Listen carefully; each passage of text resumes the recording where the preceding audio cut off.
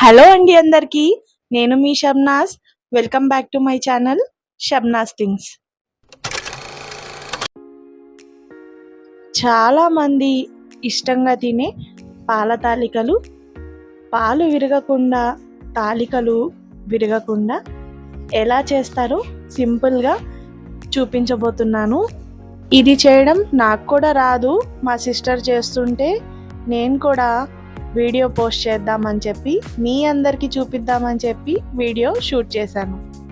ముందుగా పాల తాలికల కోసం కావాల్సిన పదార్థాలు చెప్తాను, రెడీగా పెట్టుకోండి. సగ్గుబియ్యం, జీడిపప్పు, కిస్మిస్, నెయ్యి, పాలు, నీళ్లు, బెల్లం, ఉప్పు, యాలుకలు, పంచదార పౌడర్, అలానే బియ్యం పిండి. ముందుగా పాల తాలికలు చేసే ముందు ఒక బౌల్లో సగ్గుబియ్యంని తీసుకొని నానబెట్టుకోవాలి.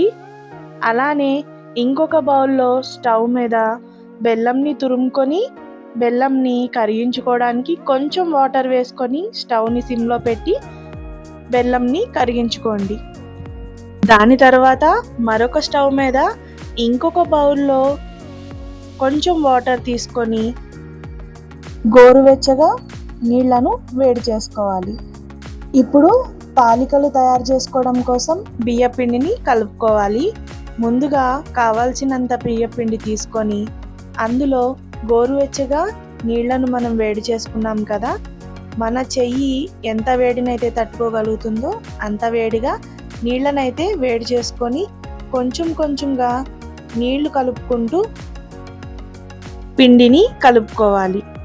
అలానే పిండిలో కొంచెం ఉప్పు, తాలికలు టేస్ట్ రావడం కోసం బెల్లం మనం కరిగించి పెట్టుకున్నాం కదా, ఆ బెల్లంని కూడా కొంచెం వేసుకోండి.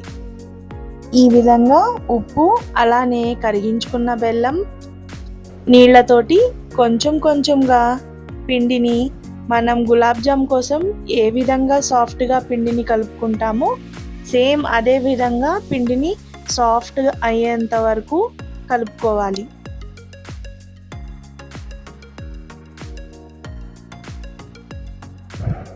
ఈ విధంగా 50% పిండిని అయితే కలిపేసుకున్న తర్వాత తాలికలు టేస్ట్గా సాఫ్ట్గా విరగకుండా రావాలంటే అందులో 2 నుంచి 3 స్పూన్ల వరకు నెయ్యి కూడా వేసుకొని కలుపుకోండి. నెయ్యి అనేది ఆప్షనల్, మీకు అవైలబుల్గా ఉంటే వేసుకోవచ్చు, లేదు మాకు ఇష్టం లేదనుకుంటే అవసరం లేదు.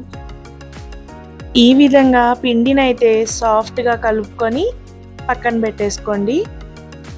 ఒకసారి నేను పిండినైతే చూపిస్తున్నాను చూడండి.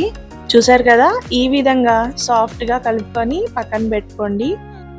ఇప్పుడు తాలికలు ప్రిపేర్ చేసుకోవడానికి మీ దగ్గర మురుకులు చేసుకునే చక్కెరాల గిద్ద ఉంటుంది కదా, దాన్ని కూడా తీసి పక్కన పెట్టుకోండి. ఇప్పుడు పాలని వేడి చేసుకోవాలి. స్టవ్ మీద పాల తాలికలు ప్రిపేర్ చేసుకునే బౌల్ని పెట్టుకొని అందులో పాలను మరిగించుకోవాలి. చక్కగా స్టవ్ని మీడియం ఫ్లేమ్లోనే పెట్టి ఒక పొంగు వచ్చేంత వరకు పాలను పొంగించుకోండి. మా సిస్టర్ అయితే 1 లీటర్ పాలల్లో 1/2 లీటర్ వరకు వాటర్ వేసుకుంది. ఆ పాలు మరిగేలోపు స్టవ్ మీద ఒక కడాయి పెట్టుకొని అందులో నెయ్యి వేసి డ్రై ఫ్రూట్స్ని అయితే ఫ్రై చేసుకోవాలి. జీడిపప్పు, కిస్మిస్ని నేతిలో వేయించుకొని తీసి పక్కన పెట్టుకోండి.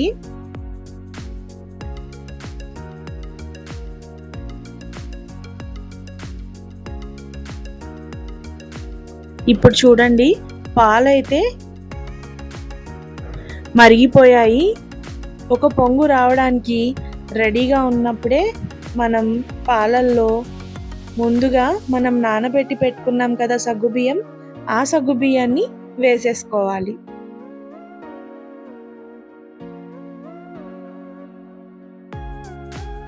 సగ్గుబియ్యం వేసిన తర్వాత చక్కగా గరిటెతో ఒకసారి తిప్పుకొని సగ్గుబియ్యం కూడా మరిగేంత వరకు స్టవ్ని మీడియం ఫ్లేమ్లోనే పెట్టి ఉడికించుకోవాలి.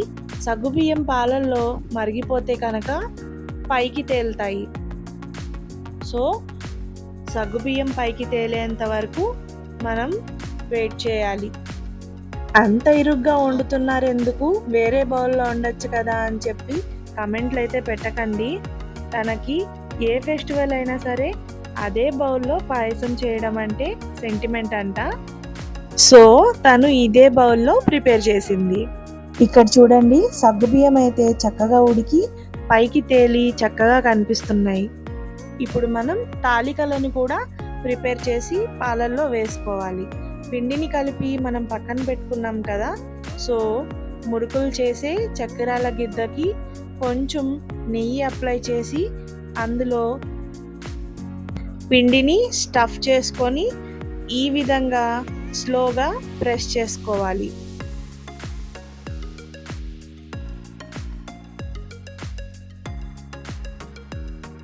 ఈ విధంగా పాల తాలికను పాలల్లో వేసిన తర్వాత అస్సలు గరిట అనేది పెట్టకూడదు. పాల తాలికలు ఉడికిన తర్వాత చక్కగా మనకి సగ్గుబియ్యం ఏ విధంగా అయితే తేలాయో పాలల్లో, అదే విధంగా పాలల్లో తేలి పైకి వస్తాయి. తాలికలు ఉడికిన తర్వాత వాటంతట అవే చిన్న చిన్న ముక్కలుగా కట్ అయిపోతాయి. మనం ఒకసారి గరిటతో తిప్పుకుంటే సరిపోతుంది. చాలామంది పిండిని కలుపుకున్న తర్వాత తాలికలని చేత్తోనే ప్రిపేర్ చేసుకుంటారు. బట్ మా సిస్టర్ అయితే ఈ విధంగానే చేస్తుందంట. సో తనైతే ఈజీగా ఉండడం కోసం మురుకులు చేసి చక్కెరాల గిద్దతోటే తాలికలను పాలల్లో వేస్తుంది. సో చక్కగా మనకి తాలికలు పాలల్లో ఉడికిపోయాయి. ఇప్పుడు కొంచెం ఒక 3 స్పూన్స్ వరకు షుగర్ వేసుకొని అందులో యాలుకలను వేసుకొని పౌడర్ చేసి ఈ పాల తాలికల్లో కలుపుకోండి. ఆల్రెడీ బెల్లం వేస్తాం కదా, మళ్ళీ పంచదార ఎందుకు అనుకుంటే మీరు పంచదార పౌడర్ని ఇగ్నోర్ చేసి ఓన్లీ యాలుకల పౌడర్ని వేసుకుంటే సరిపోతుంది. సో లాస్ట్గా మనం కరిగించి పెట్టుకున్నాం కదా బెల్లంని, పాల తాలికల్లో స్వీట్ మీకు ఎంత కావాలో అంత బెల్లంని కలుపుకోండి చక్కగా. ఆల్రెడీ పాల తాలికలు వేడిగా ఉంటాయి కాబట్టి బెల్లం మనం కరిగించి పెట్టుకున్నాం కాబట్టి తొందరగానే కరిగిపోతుంది. చక్కగా గరిటతో తిప్పుకుంటూ బెల్లం కరిగిన తర్వాత మనం డ్రై ఫ్రూట్స్ వేయించి పెట్టుకున్నాం కదా, ఆ నెయ్యిని పాల తాలికల్లో కలిపేసుకొని డ్రై ఫ్రూట్స్ కూడా వేసేసుకోండి. టేస్ట్ అయితే మస్తుంది. నాకైతే పాల తాలికలు అంటే చాలా చాలా ఇష్టం. తను ఫెస్టివల్ కోసం పాల తాలికలు ప్రిపేర్ చేస్తుంటే నేను ఈసారి ఎలా అయినా నేర్చేసుకోవాలని చెప్పి వీడియో నా ఛానల్లోనే పోస్ట్ చేసుకుంటే ఇంకోసారి ప్రిపేర్ చేయడానికి ఈజీగా ఉంటుందని వీడియోనైతే షూట్ చేసేసాను. సో పాల తాలికల ప్రిపరేషన్ నచ్చినట్లయితే వీడియోని లైక్ చేయడం అయితే మర్చిపోకండి.